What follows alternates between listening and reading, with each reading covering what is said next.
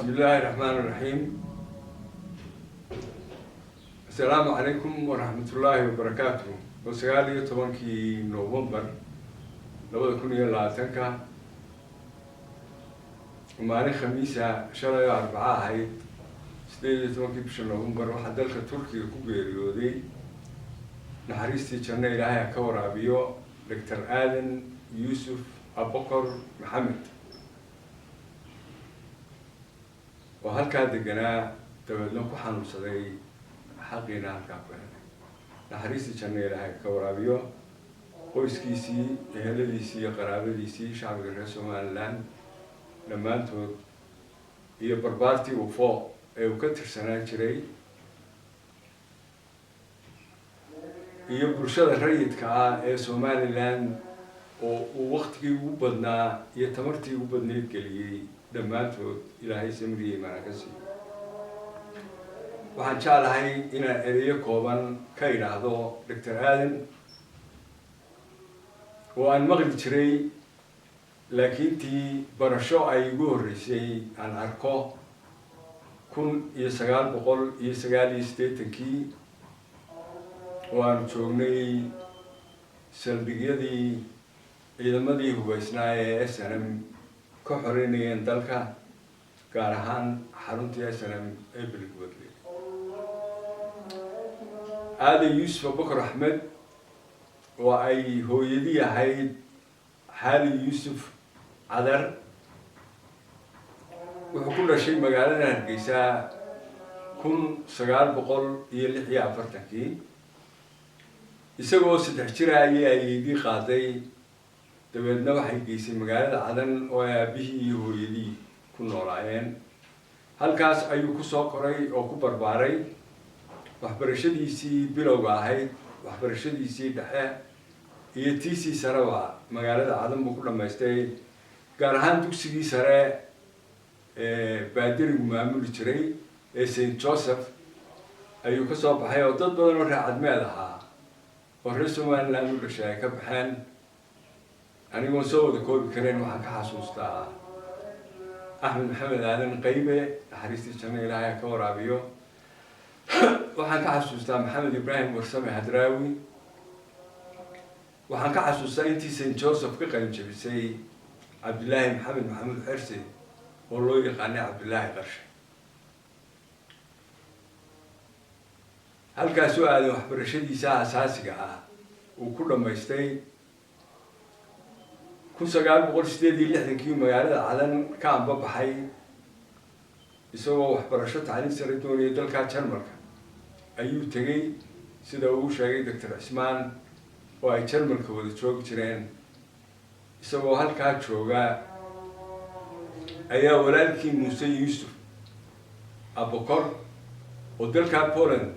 magaalada Warsaw wax ku baran jiray oo halkaa deganaa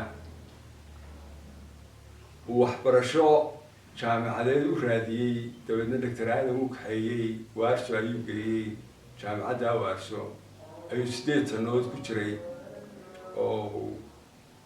cilmiga dhakhtarnimada ama caafimaadka baranay Muuse Yuusuf Abokor nin aqoon-yahan ah oo isaguna caan ka ahaa dalkii Soomaaliya ayuu ahaa wuxuu ahaa maareeyay ugu horreeyay warshadii kalluunka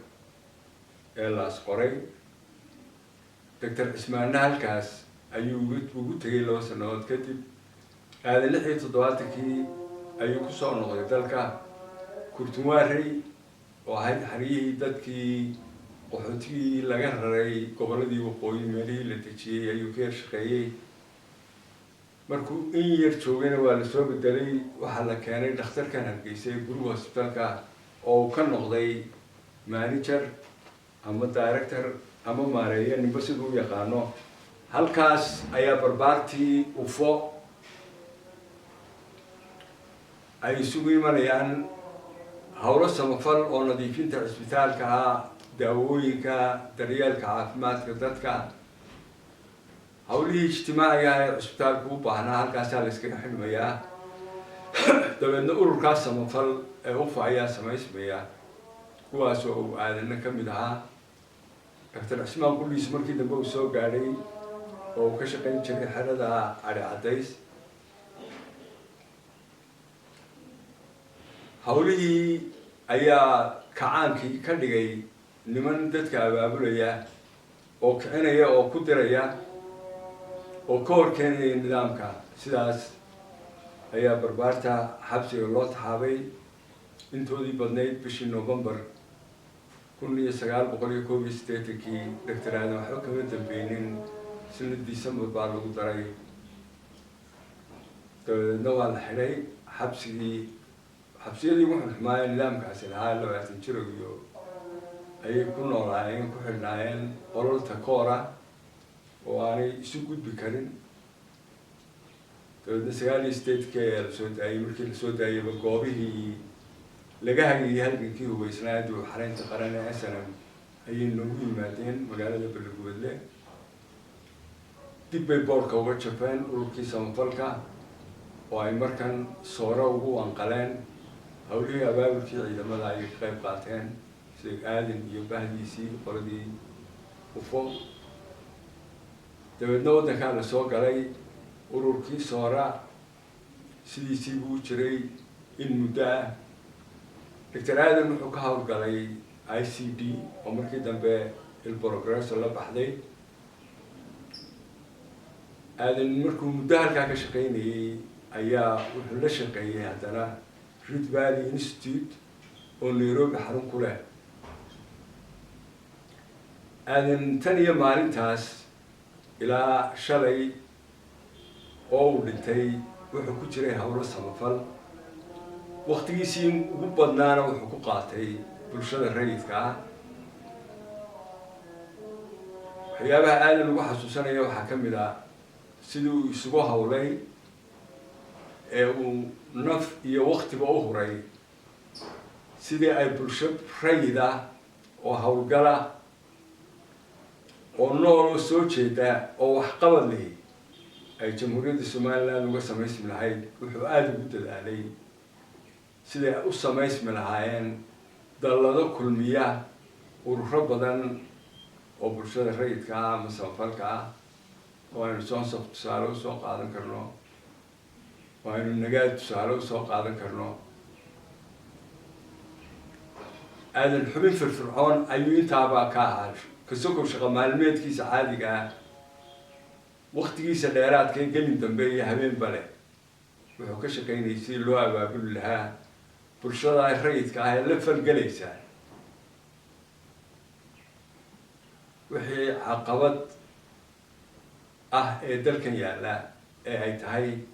in laga xoreeyo. wuxuu aadan aad ugu dadaalay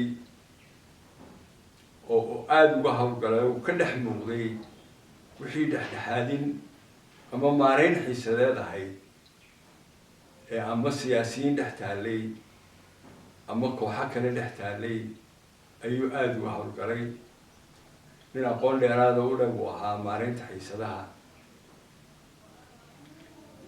noloshiisii iyo waqtigiisii intaasuu huray. 90kii ayuu guursaday Samsam Faarax Tubaac.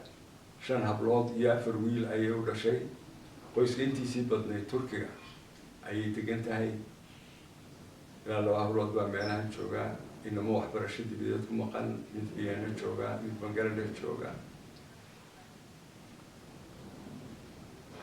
aadan dal jacayl iyo dad jacayl iyo dan u adeegid ayuu kusoo qaatay waqtigiisii. nin naftiisa ka adag ayuu ahaa oo ku eg hawlihiisa guriga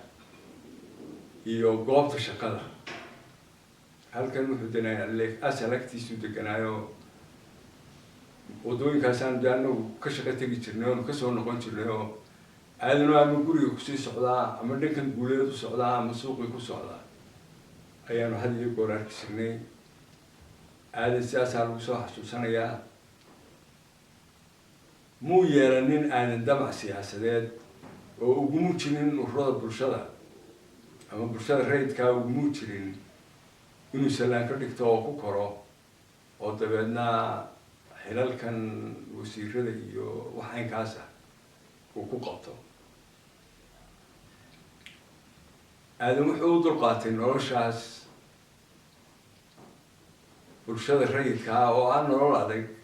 oo aan aniguna qayb ka mida noloshaydii ilaa 10 sanadood kusoo qaatay oo aan garanayo waxay xanuun iyo xanaf iyo xaradhaawaba leedahay oo mararka aad ku jirtaan dhexdhexaadinta ama wada hadashiinta qaybaha kala duwan ee siyaasadda ee labadii dhinac la fadhido ama saddexdii dhinac ama afar intay noqdaanba eed arkayso doodooda ayaad marmar arkaysaa mid hadal uu mar hore yidhi mid ka gidsan imikale oo aanay qoladii kasoo horjeedinna ku qabsanaynin adigana hadalkii kuu muuqdo adiguna madal dhexdhexaada aad ku jirto oo aanad kana xasuusin karin kaana ku qabsan karin haddana waxaan la go-aaminaya laga wada hadlaya aayahaagii iyo aayihii carruurtaada iyo kii dalka iyo dadka iyo dantaba ay yihiin oo aad ku qasban tahay inaad dhegaysato ka aamusto mararka ay meelaha qaarkood wax kaaga banaanaadaana wixii aad ka odhan karayso aad ka tiraahdo noloshaas oo aada u xanuun badnayd ayuu aadan kusoo jiray oo uu ku shaqaynayay oo baraha bulshada laga dheehan karaa tacsida la tacsiyadaynayo wuxuu dhallintan maanta nool iyo daayarta maanta jirta uu aadan u ahaa tusaale ay ku daydaan tusaale aanu hankiisa iyo higsigiisu ahayn inuu fooq dhisto laakiin tii hankiisa iyo higsigiisu intaa ka weynaa oo ahaa inuu qaran dhiso qaran loo aayo inuu dhiso qaran la xiiban oo musuq iyo wax walba ka nadiifa inuu dhiso taasuu naftiisa usoo huray taasuu intaasoo dhan ka shaqeeyey aanay ka muuqataa qoyskiisii ay ka muuqataa carruurtiisii oo aynaan suuqa ku arkayn carruur aadan dhalay oo farxumo sameynaysa sidaasaynu aadan ku xasuusanaynaa ku sagoobtaynaynaa uga dhiganaynaa tusaale aynu ku dayano oo ina tilmaamaa oo dooga toosan inoo sheega iyo inaynu nafteenna iyo waqtigeenna iyo hantideenna iyo maalkeenna iyo aqoonteennaba inaynu u hurno dalka iyo dadka had iyo gooraale dalka iyo dadka ayaa la israaciyaa waxaa laga tagaa danta iyo danta oo ata ugu muhiimsan iyo halka ugu weyn ama ugu daran aynu ka dhutinayno ilaahay naxariistiisana ha ka waraabiyo samson faarax iyo carruurtii ilaahay samiga iimaana ka siiyo bahdii ufee uu la soo shaqeeyey ee uu nafta la huray ee uu jeelka la soo galay ee uu jidka la soo maray ee uu jidiinka la noqday uu jabhadda la noqday iyagana samiga iimaana ka siiyo bulshada rayidka ah ee somalilandna sidaasay ku sagootiyeysaa anuu afkooda ku hadlaya naxariistiisana ilaahay ha ka waraabiyo dhammaanteenna samiga iimaan hanaga siiyo sidaana aadan yuusuf abukar maxamed ayaynu ku sagootiyeynaa wasalaamu calaykum waraxmat ullaahi wabarakaatu